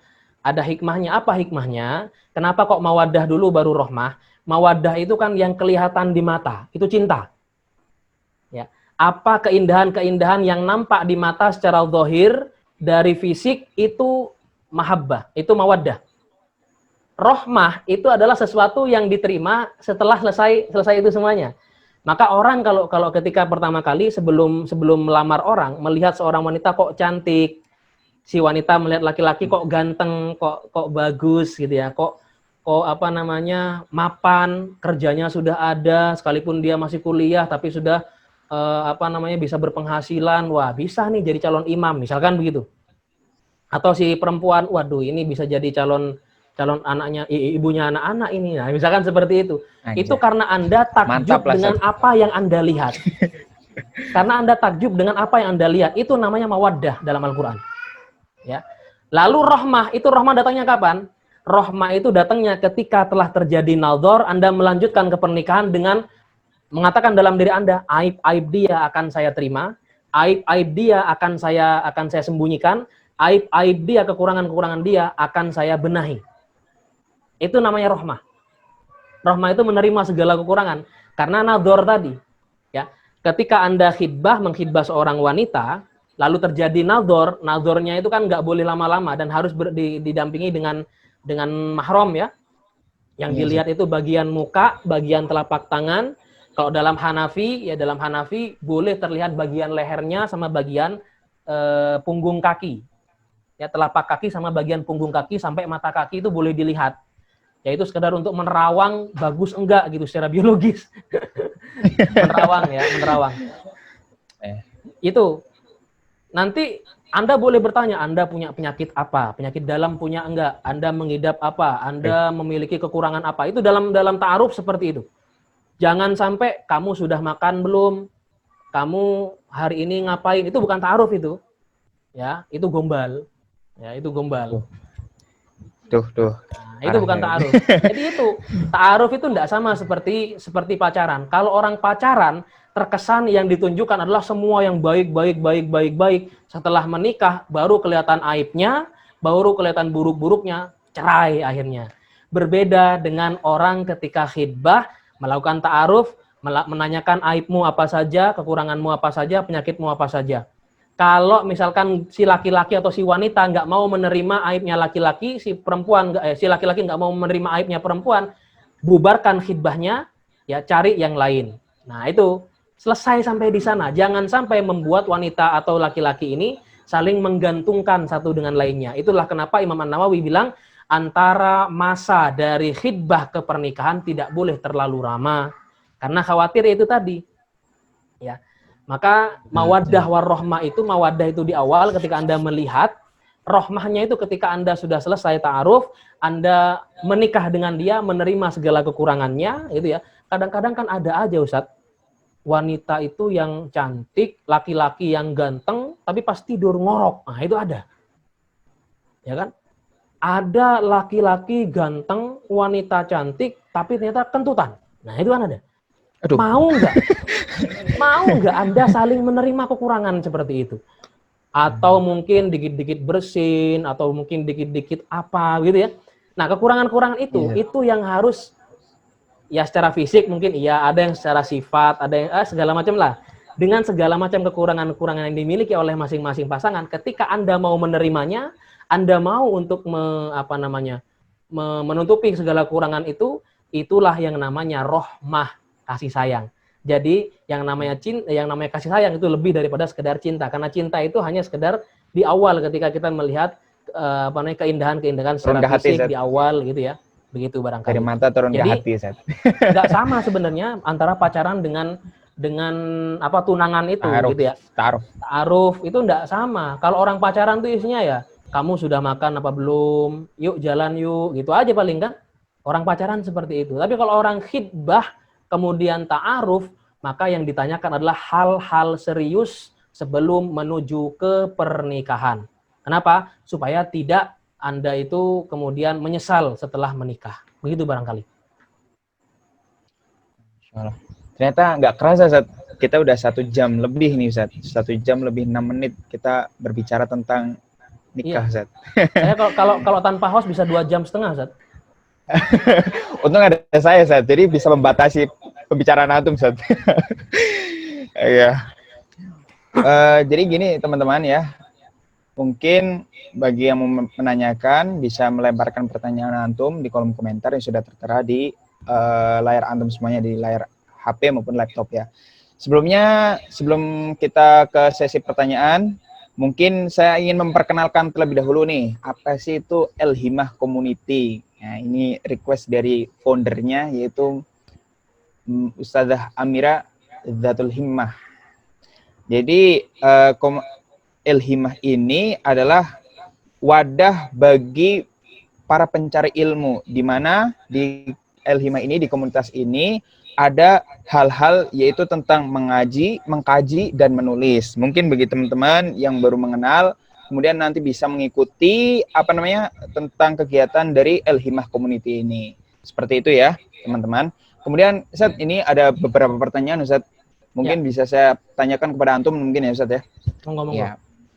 Ini dari Ukhtuna Muji. Nah, Muji Rizdinar.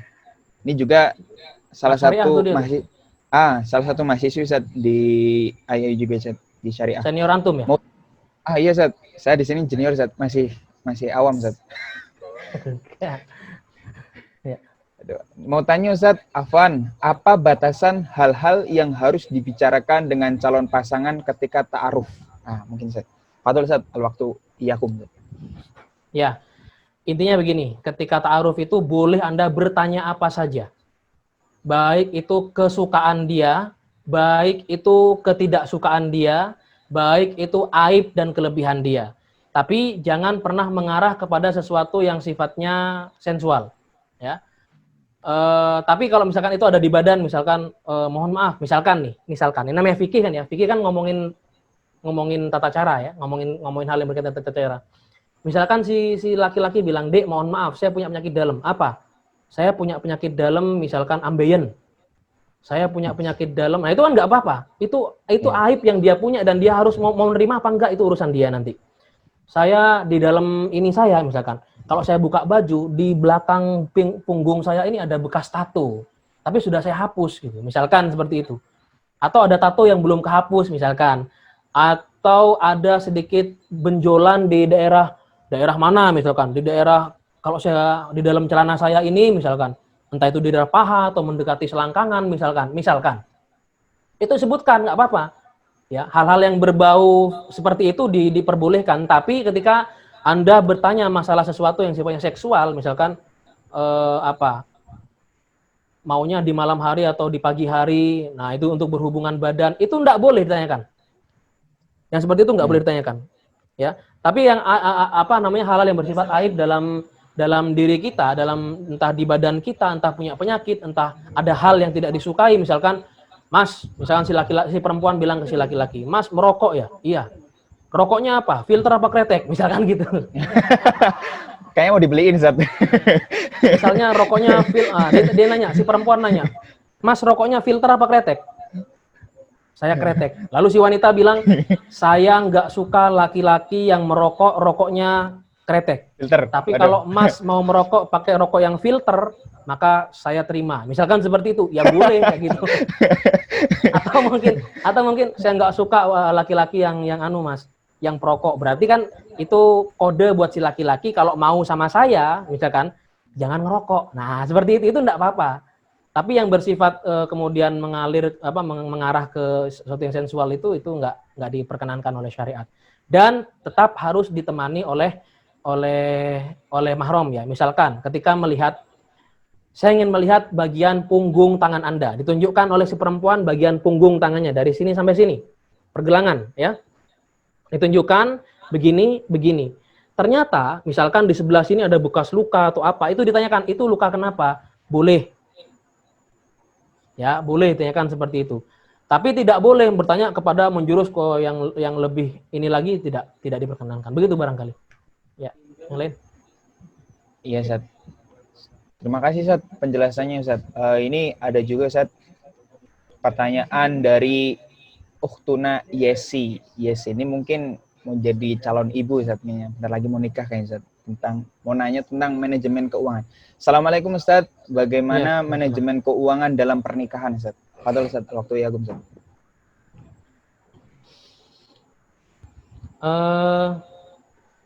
Sebentar. Apa tadi? Masalah manajemen keuangan. Berarti iya, kaitannya dengan masalah nafkah. Duh. Mau sejam lagi nih nafkahnya. Aduh, Simpelnya begini. Simpelnya ini ya, saya kasih kunci kepada laki-laki dan wanita yang ada di ruangan ini. Pertama, masalah nafkah. Hilangkan dalam mindset Anda bahwasanya uangnya laki-laki atau gajinya laki-laki, gajinya suami adalah gaji istri seluruhnya. Tidak, itu keliru. Maka ada nafkah untuk istri dan nafkah untuk keluarga. Apa yang menjadi nafkah untuk istri? Yang menjadi nafkah istri untuk istri itu adalah kiswatuhunnah, ya, wa ta'amuhunnah, ya, wa hajatuhun. Dan apa yang menjadi nafkah untuk istri itu adalah jajannya istri, ya, uang jajan untuk istri. Kemudian kiswah itu kan baju itu kan masuk perhiasan, make up, itu ada anggaran tersendiri, Ustadz, ya, Ustadz Ibnu Fikri ya, pahami ini. Yes, kemudian ada masalah kebutuhan dia yang lainnya. Artinya si suami kalau gajinya misalkan, saya harus ngomongin masalah praktek ya, masalah teknis, karena ini fikih jadi harus diomongin teknisnya. Si suami misalkan punya penghasilan 5 juta atau katakanlah 8 juta lah, 8 juta setiap bulannya. Istri butuh make up, istri butuh jajan, istri butuh yang namanya perhiasan, istri butuh yang namanya baju, ya, dan lain sebagainya, itulah hajah-hajah yang lainnya. Misalkan di total dalam sebulan kebutuhan istri itu adalah 1,5 juta. Artinya itu dia dari 8 juta yang dia miliki harus disisihkan 1,5 juta untuk kebutuhan istri. Ditransfer untuk rekening istri pribadi. Oke ya? Ditransfer untuk rekening pribadi istri. Itu namanya nafkah untuk istri. Nafkah untuk anak beda lagi. Susunya lah, jajannya lah, obatnya lah, dan lain sebagainya. Termasuk uang pangkal sekolah dan lain sebagainya. Itu nafkah untuk anak. Ketika Anda memberikan uang ke istri untuk beli beras, beli minyak, ganti tabung gas, itu bukan nafkah istri. Itu kebutuhan keluarga. Jadi jangan salah. Selama ini pertengkaran terjadi karena keliru memahami masalah nafkah. Si istri bilang, "Mas, mana nafkah buat aku?" Si suaminya ngotot bilang, "Kan sudah tak kasih 3,5 juta setiap bulan." Itu kan buat beli beras, buat beli minyak, buat bayar air, buat ganti tabung gas 3,5 juta. Itu bukan nafkah istri, itu namanya apa? Kebutuhan bersama, kebutuhan keluarga. Jadi memanajenya harus seperti itu, manajemennya. Ya ini ya masalah nafkah ya. Kunci dasarnya seperti itu. Kunci dasar masalah nafkah adalah ya. Ini jadi menang deh para wanita di sini.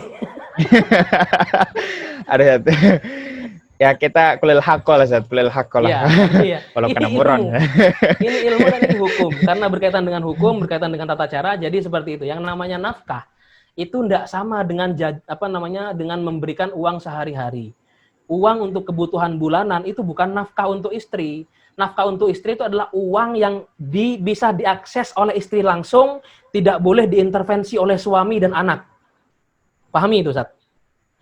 uang yang memang harus dimiliki oleh istri langsung dan tidak diintervensi oleh siapapun, baik itu anak, baik itu suami.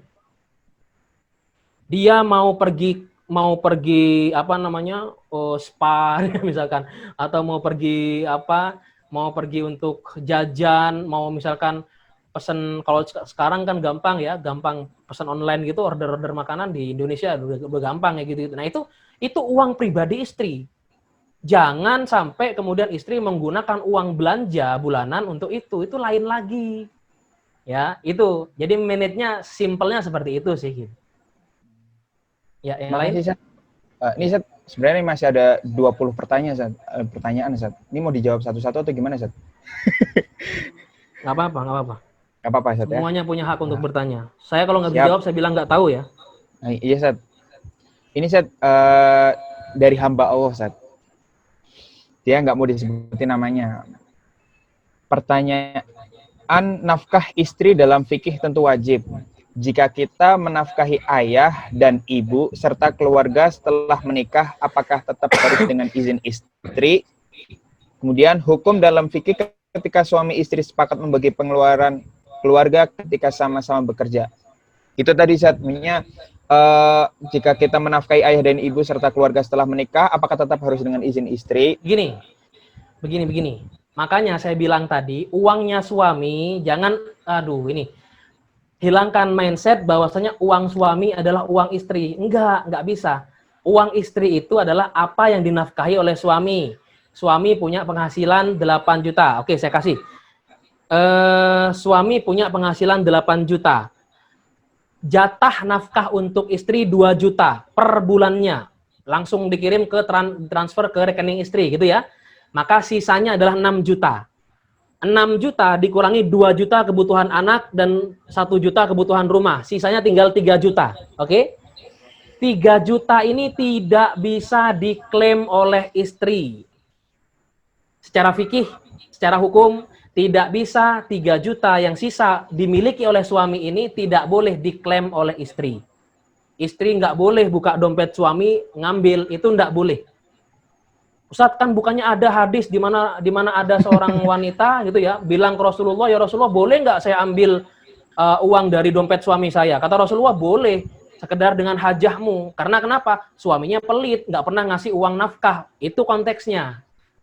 Tapi kalau suaminya sudah ngasih nafkah 2 juta per bulan misalkan ya, sudah ngasih nafkah 2 juta per bulan untuk istrinya, maka sudah jangan mengklaim uang suami. Itu hak suami. Suami tidak perlu izin, mau beli buat bensin, mau buat kirim ke bapak ibu, itu hak suami. Tapi ingat, kita hidup bersama istri kan hidup seumur hidup ya. Gitu ya.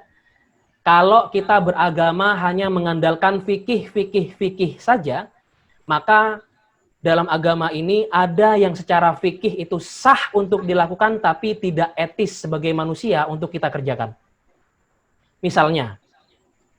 Misalkan begini Ustaz, antum tahu nggak aurat laki-laki dari mana sampai mana? Dari pusar sampai ke lutut. Sampai ke lutut. Kalau antum mengimami sholat di hostel, di asrama, antum mengimami sholat hanya pakai sarung saja, menutupi aurat antum, tapi tidak pakai kaos, tidak pakai baju, sah nggak sholat antum? Aurat tertutup. Sah tapi kurang layak. Sah tapi nggak etis. Nah itulah, kalau orientasi kita cuma ngomongin masalah fikih dan fikih, maka ada yang sah tapi nggak etis, termasuk ini. Ya, termasuk masalah nafkah ini. Uang suami, itu suami nggak harus lapor sama istri, nggak wajib. Kalau dia sudah memberikan nafkah kepada istri, haknya istri 1,5 juta, haknya istri 1 juta, haknya istri 2 juta, sudah dikasihkan. Maka selesai dari itu ya sudah menjadi hak suami. Tapi ya alangkah baiknya membangun komunikasi yang baik antara suami dengan istri ya. Itu masuk kepada etika lah gitu barangkali. Ya.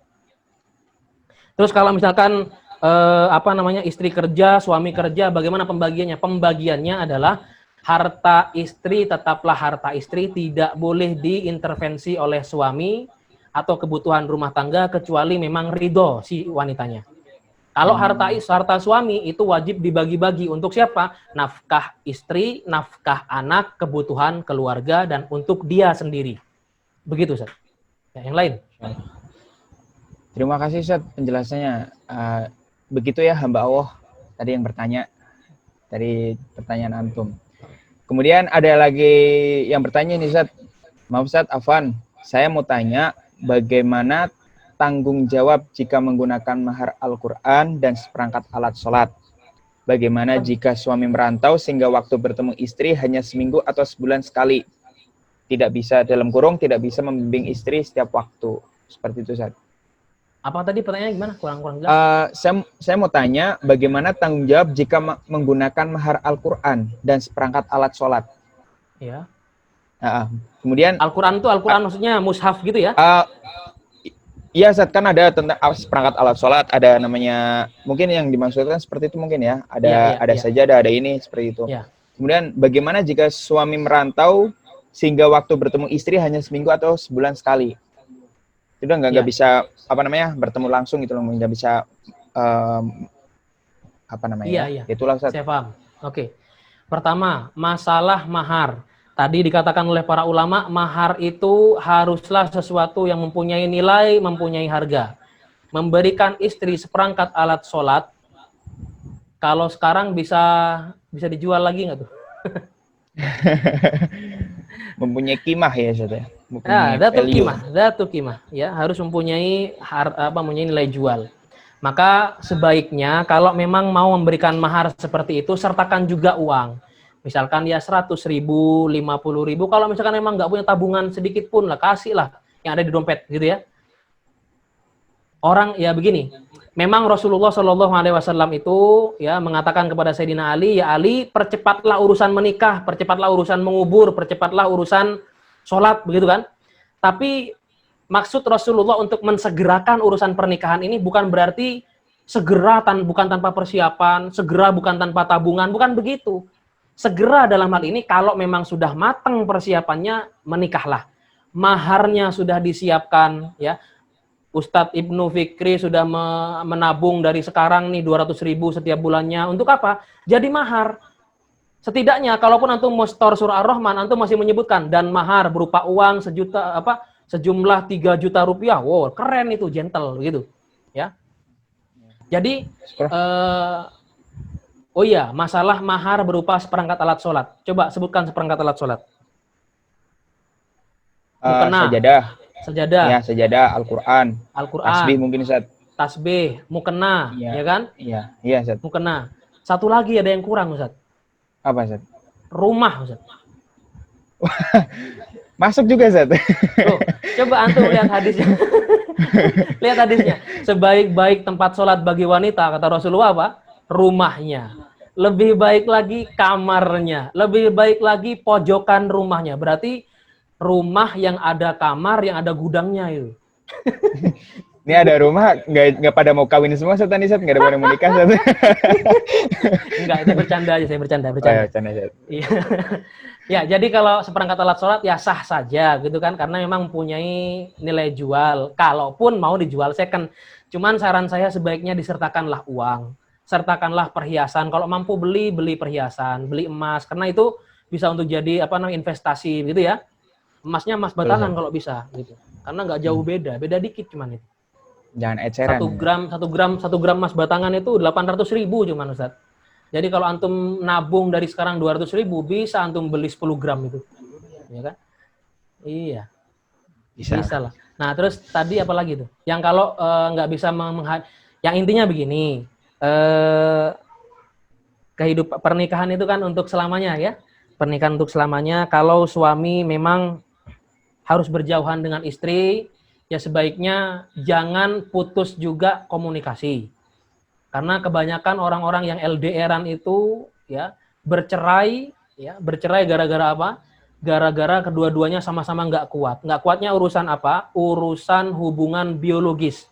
Kalau nafkah saya yakin ya TKI, TKW yang berjauhan itu saya yakin saling menafkahi. Tapi kadang-kadang bisa terjadi perselingkuhan gara-gara apa? Gara-gara urusan masalah kebutuhan biologis yang tidak dipenuhi. Maka setiap sebulan datang, jangan datang pas haid. Ya. Ini mohon maaf, ini fikih, jangan merasa ini aib ya. Jangan merasa ini aib.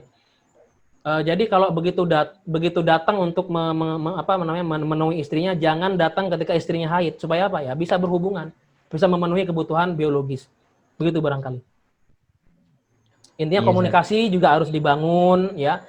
Seperti itu, dan jangan terlalu lama lah, jangan terlalu lama. Sebaiknya kalau memang diindikasinya adalah lama, maka sebaiknya datangkan keluarganya ke tempat dia bekerja itu. Begitu sih barangkali. Nah, terima kasih, Ustaz. Ini banyak pertanyaan, nggak apa-apa, Ustaz ya? Sepanjang waktunya masih ada, nggak apa-apa, Ustaz. Kita Siap. jabanin aja. Siap, Ustaz. Ini, Ustaz, ada pertanyaan lagi, Ustaz, dari Dea Aulia. Ini Mbak Dea, Ustaz. Mbak Dea Aulia. Saya mohon izin bertanya, Ustadz, gimana caranya kita bisa menyatukan visi misi? Tadi kan antum kan tentang visi misi juga nerangin juga kan, Ustadz.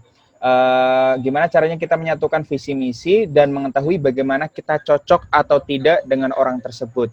Karena ada saja yang semisal karena dia itu suka dengan kita, akhirnya dia membuat visi yang sekiranya serupa, padahal ternyata itu tidak real atau tidak nyata dan sefrekuensi dengan kita.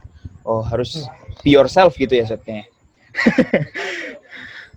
Beginilah, saya tahu ya karakternya Mbak Dea ini seperti apa. Waduh, saya bisa saya pengen juga saat dibaca karakternya juga saat. Enggak, soalnya saya interaksi sama Dea ini cukup lama gitu. Saya interaksi sama Dea ini cukup lama.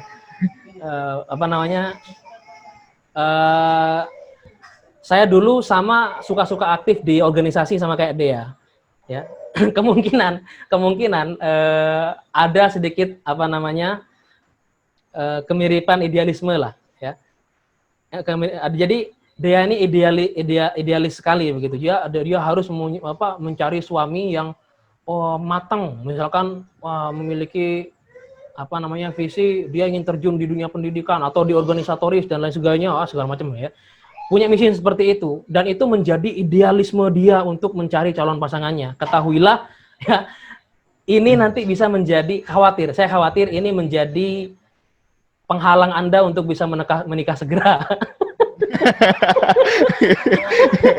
Karena kenapa? Saya katakan, saya hampir mirip seperti Dea. Saya ini dulu suka organisasi, ya, aktif di mana-mana, bahkan aktivitasnya mirip dengan Dea ini di PPI Dunia. Sampai-sampai saya pernah berpikiran, kayaknya keren nih kalau satu misi, satu visi, dan bahkan sama-sama orang-orang PPI gitu misalkan, ya kan? Ternyata nggak selesai itu, nggak selesai, ya kan? Begitu saya mendapatkan istri saya yang sekarang ini, ya, menemukan istri saya yang sekarang, beliau bukan orang PPI, bukan, gitu ya. Tapi PPI, bukan. Bukan, tapi di luar dia juga aktivis gitu. Ya, aktivis dalam artian di urusan sosial, bahkan beliau sampai saat ini mendirikan lembaga sosial, ya, yayasan pendidikan untuk anak-anak pemulung, ya, yayasan pendidikan untuk anak-anak pemulung itu gratis pendidikannya itu. Saya nggak pernah berpikiran ke sana begitu kan. Dan itu di luar kriteria yang saya cantumkan dalam idealisme saya gitu.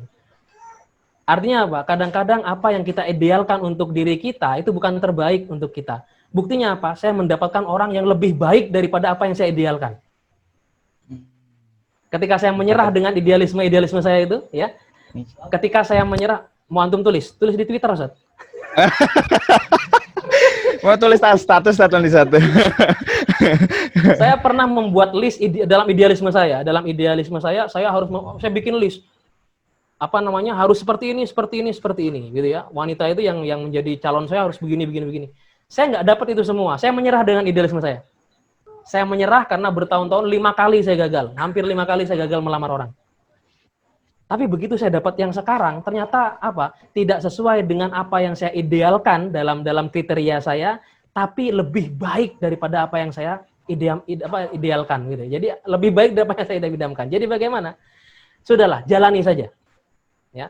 Karena tadi saya katakan dalam Al-Qur'an itu kan mawaddah dulu, baru rahmah ya. Mawaddah itu kan apa yang nampak di depan mata, keindahan-keindahan yang nampak di depan mata, baru kemudian rahmah dengan menerima segala kekurangan, menerima segala apa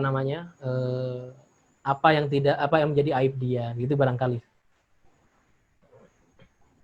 Jadi memang apa-apa yang kita idealkan dalam diri kita tuh kadang-kadang memang bukan yang terbaik untuk kita. Tapi bisa saja kita mendapatkan sesuatu yang lebih baik dari apa yang kita idam-idamkan gitu, barangkali. Tidak masalah itu.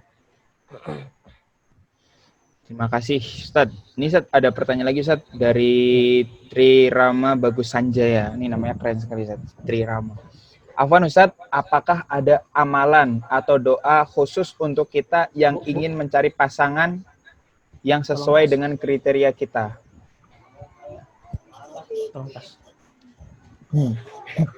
Kayak ini ngebet pengen nyari pasangan nih kayaknya, Ustadz. Ini pertanyaan dari Mas Tri. Ini sebenarnya ikhtiar ya, ikhtiar jangan terlalu menutup pintu. Ini bagi yang wanita, bagi yang laki-laki juga jangan terlalu ketika satu pintu terbuka jangan pakai prinsip maling ya. Kalau prinsip maling itu kan satu pintu tertutup jebol pintu yang lainnya. Jangan, buka dulu satu pintu, kalau satu pintu terbuka gagal ganti pintu lain gitu kan. Nah, jangan pakai prinsip maling. Prinsip maling tuh satu pintu nggak cukup, pintu yang lain dibobol juga begitu kan. Jangan seperti itu. Jadi ikhtiarnya adalah ya terbukalah kepada orang-orang di sekitar Anda, ya ikhtiarnya seperti itu. Kemudian perlu munajat juga ya, perlu munajatnya yang banyak. Ya sholawat lah paling banyakin sholawat, banyakin istighfar. Dengan itu kan insya Allah banyak pintu-pintu kemudahan yang terbuka, begitu ya. Masya Allah. Tuh dengerin Mas Tri ya, yang sekarang lagi nonton nih. Kayaknya lagi mencari pasangan kayaknya nih. Kemudian Ustadz, ada pertanyaan lagi nih Ustadz dari Muhammad Al-Ayubi Ustadz. Ya. Izin bertanya Ustadz, misalnya ada bapak dalam kurung tidak punya istri dan punya anak laki-laki. Kemudian ada ibu tidak punya suami dalam kurung dan punya anak perempuan, kemudian anak keduanya menikah. Dan beberapa bulan kemudian bapak dan ibu dari masing-masing anak tadi menikah. Bagaimana hukum nikah bapak dengan ibu ini? Wah, ini nikah apa nih? Ini antara saudara tiri ya? Oh iya. Anak dulu yang nikah, baru ini Zat. Anak nikah, kemudian orang tuanya nikah juga gitu. Tapi dengan gitu ya? Dengan ini yang sama gitu Zat. Beda orang tua. Ya, beda orang tua, satunya punya ibu nggak punya bapak, satunya punya bapak nggak punya ibu. Ah, betul Zat. Ya. Terus ini menikah, anak-anaknya menikah jadi besan nih kan? Iya. Jadi besan. Uh-uh. Besan itu mahram mu'abbad apa mu'aqqad, Bu? Mu'abbad. Hah? Besan. Mu'aqqad ya? Oh iya, ini saya nanya ke istri saya ini. Iya. Antara besan dengan besan itu mahram mu'aqqad, Ustaz. Jadi tidak boleh menikah terlebih dahulu. Ya. Pernikahan antara bapak dengan ibunya itu tidak diperbolehkan. Karena keduanya masih besan.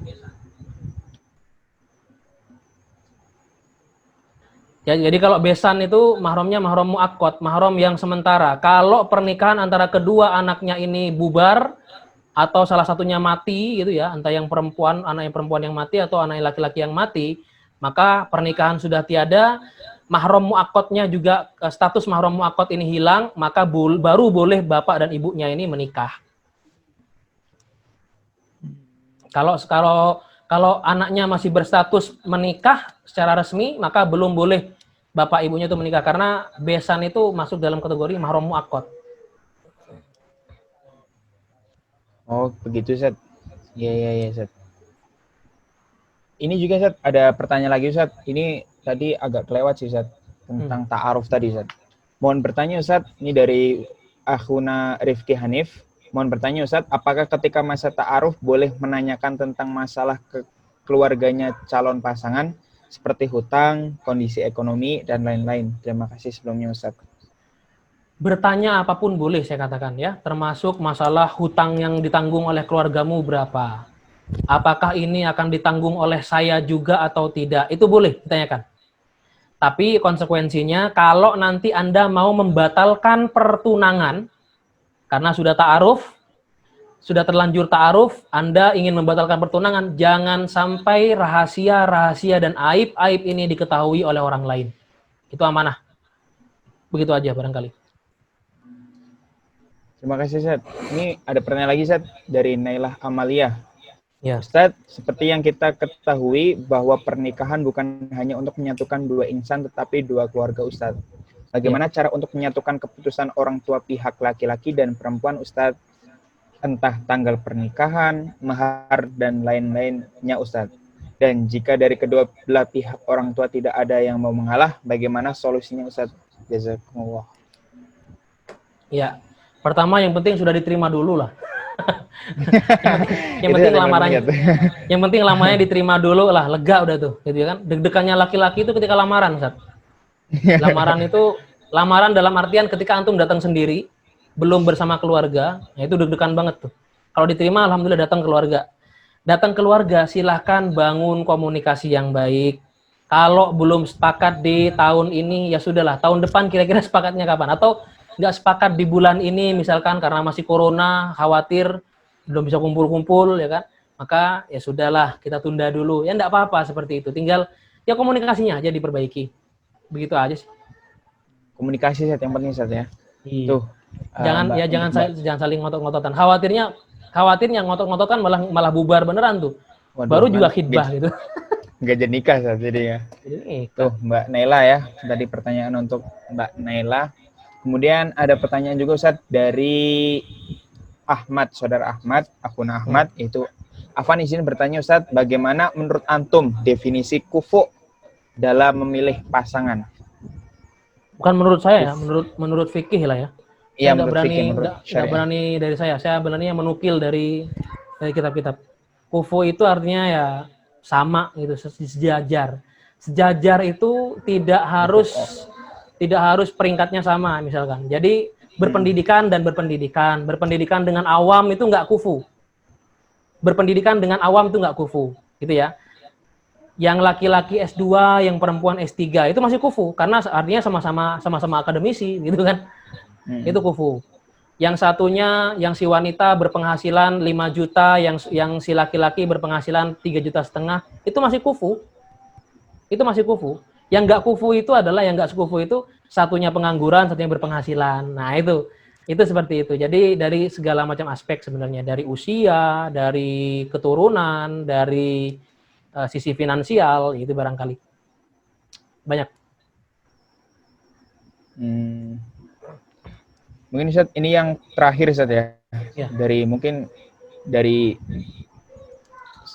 Ukhtuna Amira Zatul Himmah. Ya. Bagaimana hukum ketika seorang suami tidak memberikan nafkah lahir batin kepada pasangannya? Bagaimana pandangan menurut ulama? Ini bukan menurut antum, Ustaz. Menurut ulama, Ustaz. Iya, saya dari tadi menukil menurut ulama terus. Saya nggak berani dari saya. Saya bukan siapa-siapa. Iya, begini. Nafkah itu kita, para ulama ijma, ya.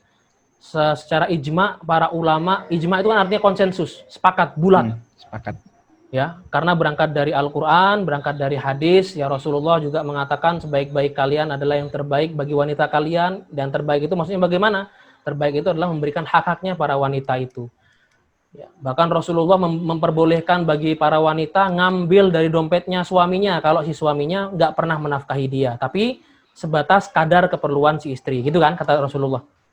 Artinya apa? Dari sini para ulama secara ijma, ya konsensus, para ulama mengatakan bahwasanya menafkahi istri itu hukumnya wajib. Ya. Menafkahi istri itu hukumnya wajib. Tidak menafkahi istri ya haram hukumnya, berdosa gitu ya. Tidak menafkahi istri maka hukumnya haram. Dalam hal ini ya karena kalau misalkan istri sudah tidak betah dengan suami yang tidak pernah menafkahi, maka si istri boleh mengajukan, karena istri nggak punya hak untuk talak ya. Istri nggak punya hak untuk menceraikan, maka dalam hal ini istri boleh mengajukan gugatan ke pengadilan, ke hakim, yang kalau dalam istilah ilmu fikih namanya khulu. Ya. Khulu. Iya, kalau istilah kita khulu lah.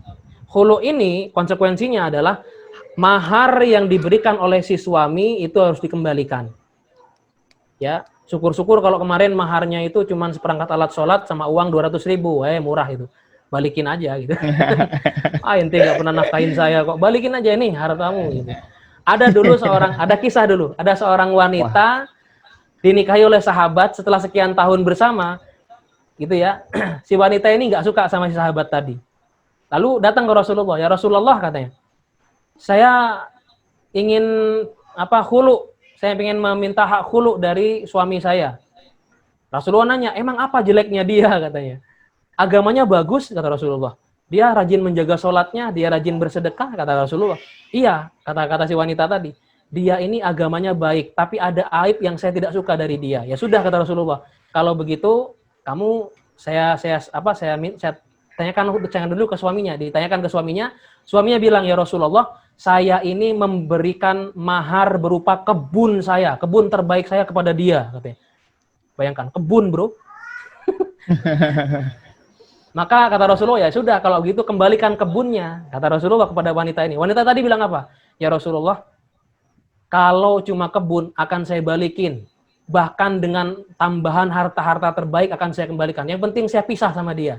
Nah, boleh seperti itu. Jadi, kalaupun wanita memang merasa terdolimi oleh laki-lakinya, ya, maka boleh mengajukan hak cerai. Dalam hal ini bukan talak, tapi namanya khulu.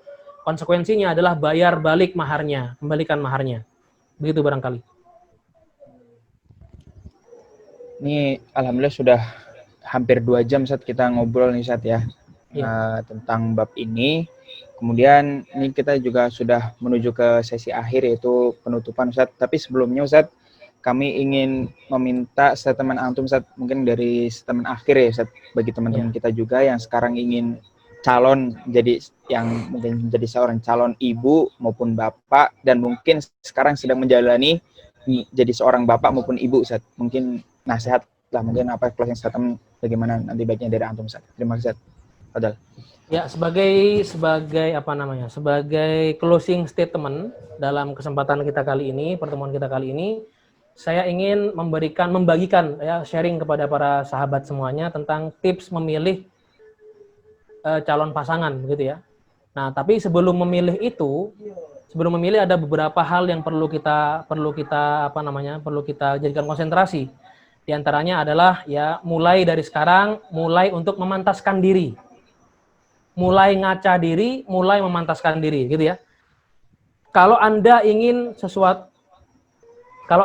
mencari laki-laki yang soleh, maka ya jadikanlah Anda menjadi orang yang solihah.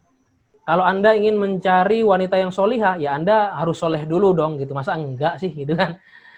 Tapi bukan berarti kemudian surah kayak surah An-Nur ayat 26 gitu ya, yang al-khabithatu lil-khabithin itu bukan berarti wah ngapain Ustaz saya berusaha menjadi soleh.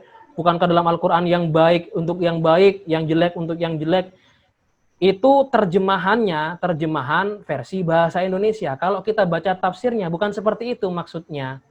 Ayat tersebut, ya An-Nur ayat 26 kalau nggak salah itu. An-Nur ayat 26 itu nggak bicara masalah perjodohan kok. Ya. Yang baik-baik untuk yang baik-baik, yang jelek-jelek untuk yang jelek-jelek. Ya, itu bukan bicara masalah itu. Itu justru bicara masalah jenis omongan. Jenis omongan yang jelek itu biasanya memang di tempat yang jelek. Omongan-omongan yang tidak pantas biasanya untuk orang-orang yang tidak pantas. Ini sama sekali tidak ada kaitannya dengan urusan perjodohan. Jadi jangan ketika Anda membaca surah An-Nur ayat 26 kemudian mental Anda auto down gitu ya. Mentalnya auto down. Kenapa? Waduh, kalau saya mau menikahi anaknya kiai, ya apa pantas? Kenapa? Dalam Al-Quran dikatakan nggak bisa itu seperti itu. Ya enggak begitu. Cukup Anda memantaskan diri saja. Anda pantas nggak menikahi dia, gitu ya. Jadi bagaimana? Ya kita tingkatkan kualitas kita, ya ilman, adaban, wa khuluqon. Ya. Jadi itu yang barangkali bisa saya sampaikan. Kemudian mulai dari detik ini, ya bagi Anda yang memang sudah kebelet pengen nikah, yang memang sudah berencana untuk menikah lah gitu ya, maka petakan target hidup ya mulai dari sekarang. Jadi harus ada istilahnya apa ya,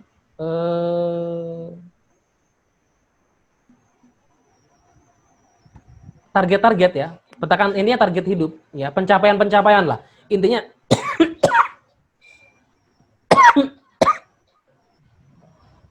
intinya harus ada pencapaian yang harus kita raih gitu ya. Misalkan di 3 tahun pertama, target di 3 tahun pertama atau 2 tahun pertama sekalian mencari gitu ya, sekalian mencari, kita sekalian menabung lah untuk persiapan mahar dan persiapan hidup untuk survive gitu ya.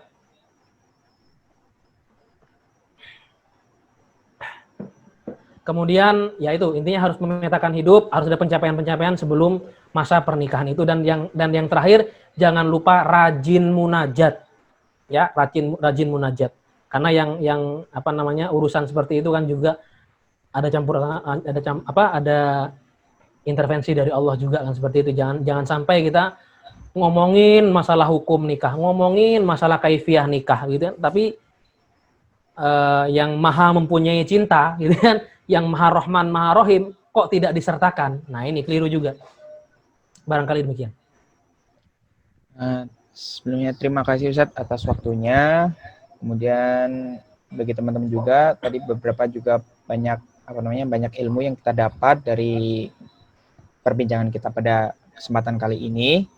Kemudian bagi yang teman-teman tadi yang melewatkan sesi pertanyaan, nanti bisa memberikan pertanyaannya yang sudah tertera di grup ya. Kan kita udah ada grup tuh di WhatsApp, mungkin bisa menanyakan di situ. Nanti dari kami, dari teman-teman El-Himah Community ini nanti bisa menanyakan langsung ke beliau ya Ustadz ya, ke Antum Ustadz. Nanti kalau ada yang terlambat tadi Ustadz. Nah, kemudian di akhir sesi, ini perlu kami informasikan juga, ini Ustadz Firman Arifandi juga telah menulis 8 buku serial hadis pernikahan. Nah, ini nanti akan dihadiahkan kepada para peserta nanti, yaitu berbentuk PDF, nanti kita kirim dari teman-teman El-Himah Community ke grup WhatsApp yang sudah dibuat ya, teman-teman. Kemudian untuk mengakhiri acara kita pada kali ini, marilah kita membaca kafaratul majlis. Subhanakallahumma wa bihamdika. Sebelumnya terima kasih Ustadz atas waktunya, yaitu 2 jam, hampir 2 jam nih Ustadz kita berbincang. Mudah-mudahan ini menjadi amal jariah antum, kemudian amin, juga amin. Ini juga menjadi manfaat bagi kita semuanya, bisa melakukan apa yang sudah untuk menasihatkan kepada kita semuanya. Terima kasih waktunya. Terakhir kata-kata dari saya. Assalamualaikum warahmatullahi wabarakatuh. Waalaikumsalam warahmatullahi wabarakatuh.